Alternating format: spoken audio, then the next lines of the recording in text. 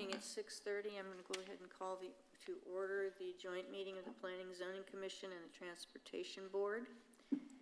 The Planning and Zoning Commission first item on the agenda tonight, we do have a quorum present, is to do the approval of the minutes of the December 21st, 2021 regular meeting. If there are no additions or corrections, may I have a motion, please? Move to approve. Motion by Karen. Second. Second by Aram.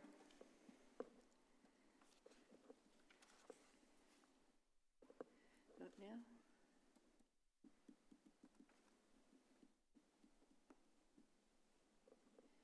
We have 4 yeas and 1 abstain. Is that you, Sheila? Yes. Sheila abstained? Because I wasn't present. Okay. The next item on the agenda is a public hearing for zoning and special use permits. This is a consideration of a special use permit for a residential accessory structure and accessory dwelling unit to exceed 500 square feet on approximately 2.4452 acres, legally described as Lot 7, Block A, Britton Estates Addition, located at 1873 Sinclair Court, and zoned single-family residential as requested by Bill Peck, William Peck and Associates, on behalf of Terry and Charlene Britton, the property owners. Good evening, Commissioners. So this, it's not pulling up for you, but I've got the location map. We're at the end of Sinclair Court, part of Britton Estates. The property is about 2.5 acres. The home currently sits in the center of the property. It is a fairly large home, several thousand square feet. The applicant is wanting to build a pool house on the property, which would be their second accessory structure on the property. There's currently a detached garage. So this SUP is both to allow an aggregate total of the 2 combined accessory structures to exceed 500 square feet or 800 square feet based on their size, and also to allow an accessory dwelling unit. Based on the bathrooms that are proposed and the kitchens that are proposed, it does meet our definition for an accessory dwelling unit. And even though the applicant hasn't really proposed to use it as such, we are noticing it as such since it does have that bathroom and kitchen facility. So the applicant is proposing to build an approximately 1,300 square foot pool house. It would also have an approximately 1,000 square foot covered patio. It does meet all of the setbacks that are required per the zoning ordinance. It does exceed the height that is allowed. The maximum height for an accessory structure is 12 feet, so it will need to go to the Zoning Board of Adjustment as well to allow the height to be the proposed 22 feet. It is single story. The home itself is 2-story. The architecture will match the home. It's also brick and stone with a shingle roof. So the applicant, as representative, is here tonight for questions if you have any. Staff is here as well, but primarily this is an accessory structure that will be used as a pool house for recreation purposes primarily. Okay, thank you, Michelle. Commissioners, do we have any questions for staff before I open the public hearing? Madam Chair, I had a question. Okay. I think just a point of clarification, Michelle. Did you say that the proposed height is taller than what was allowed? I guess if you would revisit that for me. Yes, ma'am. So the proposed height of this structure is about 22 feet. The maximum height allowed for a standard residential accessory structure is 12 feet. However, with the square footage that you have and having a sloped roof to make that make sense, you do need to go taller. That is something that would have to be considered by the Zoning Board of Adjustment. And so they will have to have a hearing on that as well. We've had similar requests for different larger accessory structures to have a sloped roof that, you know, works with the home, and they've been approved previously. Okay, thank you. Okay. Anything else? Okay, at this time I'll go ahead and open the public hearing. Anyone wishing to speak on this item, please come forward, sign in, and state your name.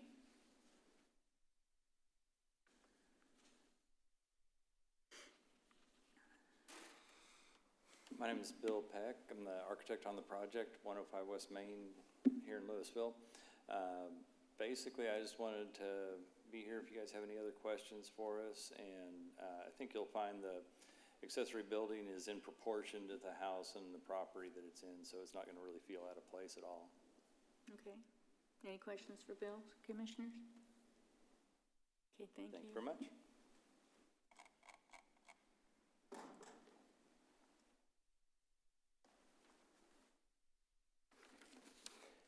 Hello, my name is Sean Sullivan. My current address is 1430 Bart Lane, Lewisville, Texas, 75067. I'm the property owner of 1446 Bart Lane, Lewisville. I also own 1401 Bart Lane, Lewisville. 1430 Bart Lane has been my family property for over 38 years. I would like to voice my support for Mr. Britton's request. I love my neighborhood. I love my neighbors. Everybody has been a superstar. We are very much a front porch community. We wave at the neighbors as they walk by. We share a glass of iced tea on the front porch, and we work together to resolve issues. Britton Estates is on my back fence. As I look over my back fence, I see all of the properties on Sinclair Court. They are immaculate. Mr. Britton is no exception. His property is superbly maintained. He's been a great over-the-fence neighbor. He is always willing to work with those around him to resolve issues and not create them. Sinclair Court is a beautiful street. I'm glad to have such great neighbors living on it. I have 2 properties that look directly into Mr. Britton's backyard. I have one upstairs bedroom window that has a clear view of Mr. Britton's entire backyard. I have no reservations about Mr. Britton's request. I say yes, yes, yes. Hopefully I'm allowed to say yes 3 times, once for each property. Thank you. Thank you.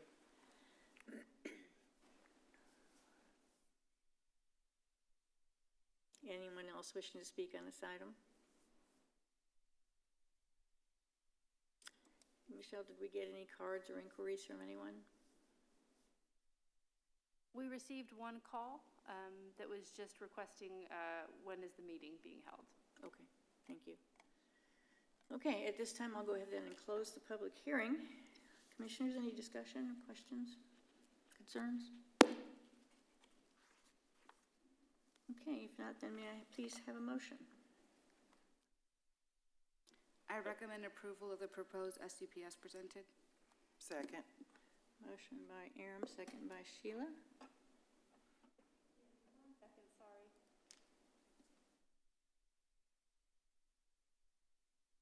Vote now.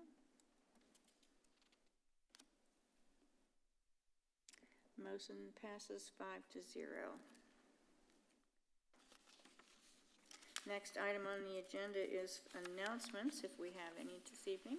Yes, I just wanted to real quickly add, I'm sorry I couldn't get the button on quick enough. This item will go to City Council on January 24th Okay. For a second public hearing and final decision.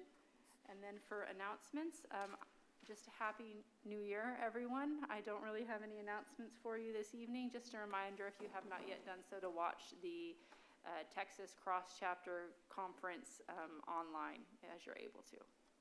Okay, thank you. All right, that is the end of the agenda then, and next item is adjournment. So may I have a motion to adjourn, please? Move to adjourn. Motion by Sheila, Second. second by Jordan.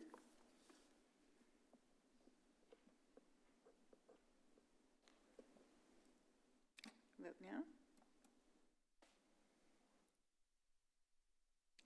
Motion passes 5-0. We are adjourned.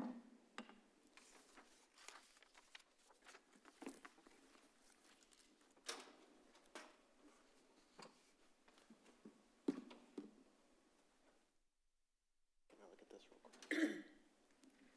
I'm just going to unplug it, plug it back in. I'm not sure. We're going to try and make sure we can get you the images on the screen real Okay. fast. Because it's just pointed like a blank desktop, isn't it? Yeah. Oh, that's the extended, that's why. Here, let me unplug it, just plug it back in and see if we can.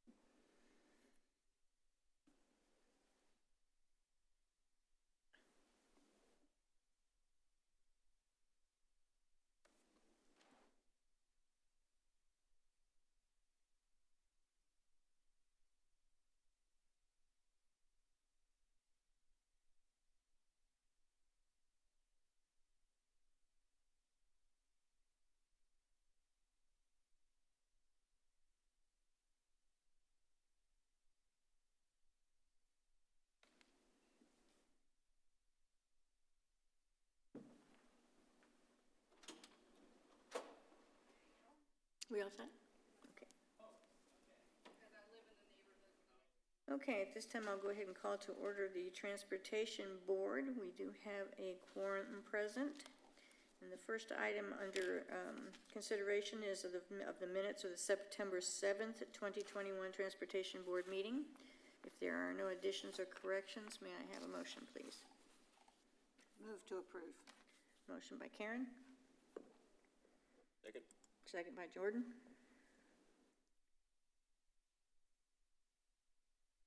Vote now.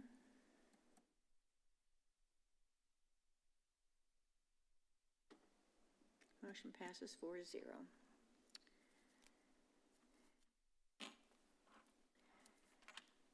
The next item on the agenda is the consideration of amendment to the ordinance for parking restriction on Jelani Lane between Wellington Drive and Bel Air Boulevard, and make a recommendation to the City Council regarding the amendment.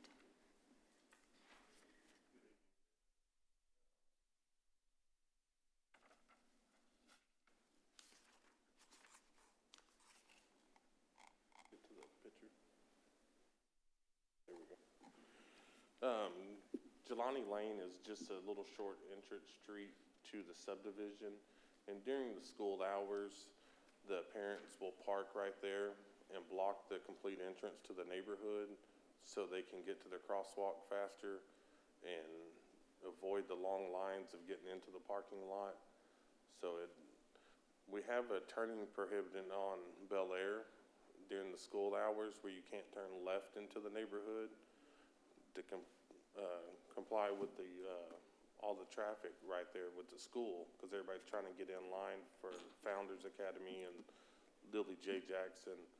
So we want to prohibit parking coming into the neighborhood so the residents that are coming down Bel Air can turn in without having a problem on that neighborhood right there. Okay.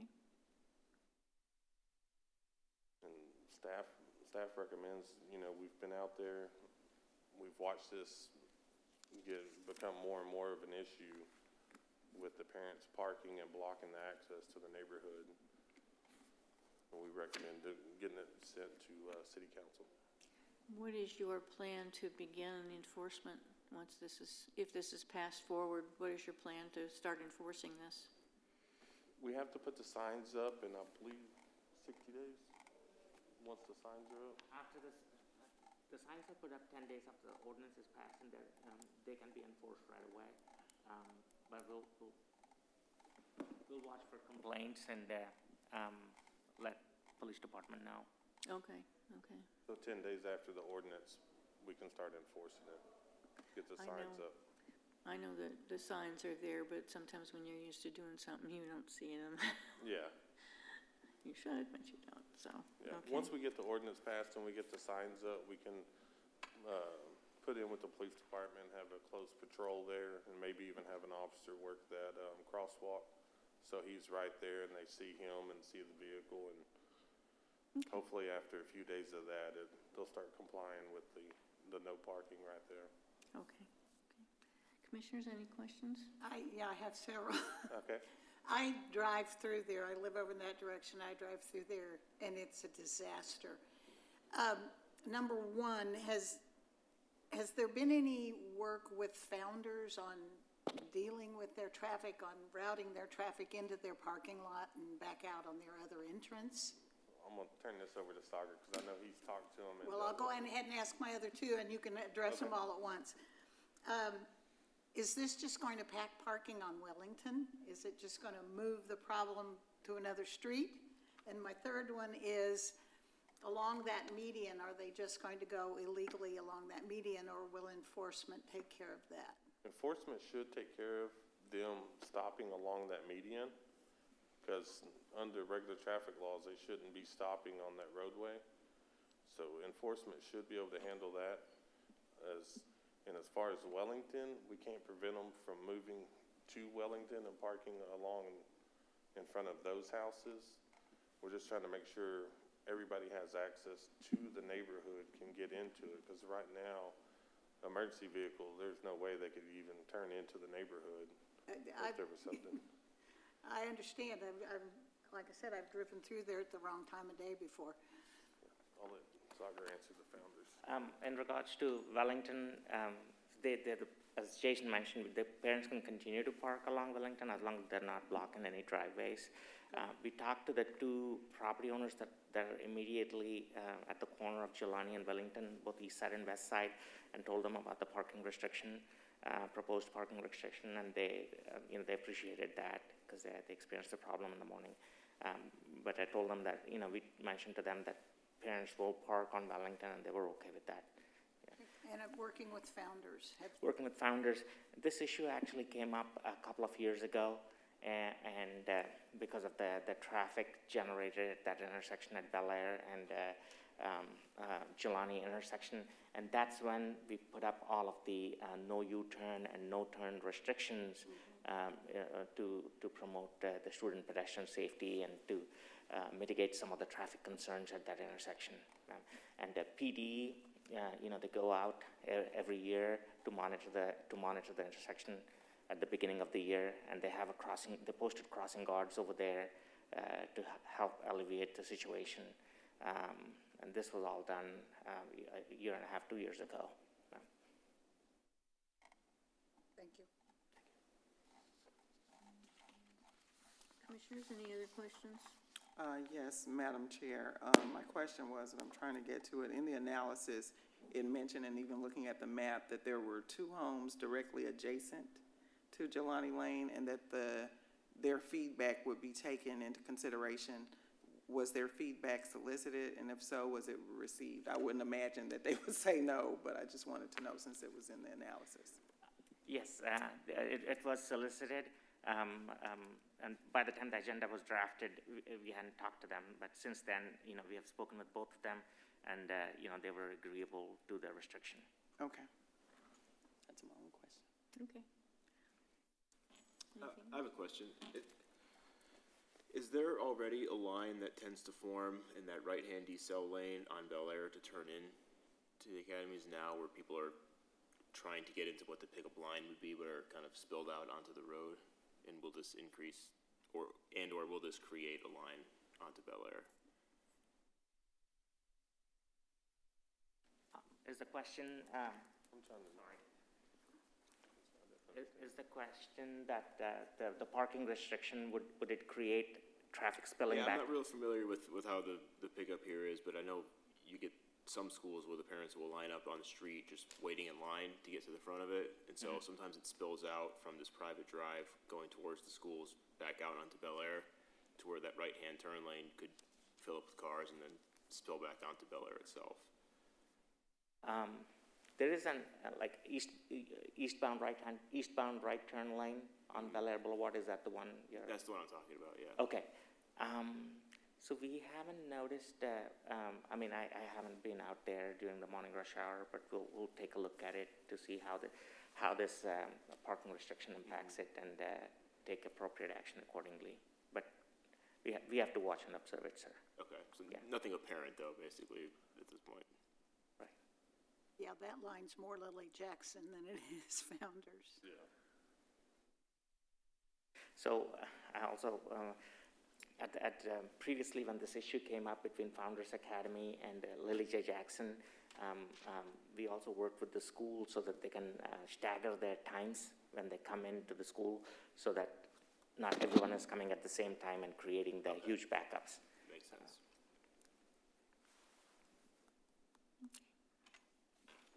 Okay. Thank you. Okay, commissioners, any discussion, concerns? If not, then may I have a motion, please?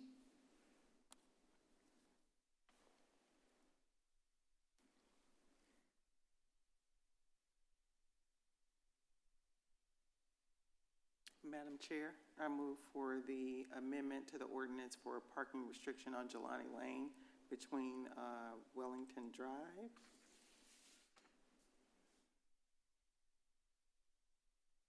Second. Motion by Sheila, second by Karen. Vote now.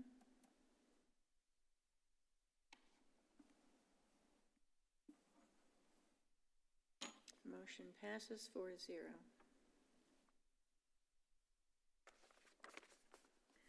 Final item on the agenda is adjournment.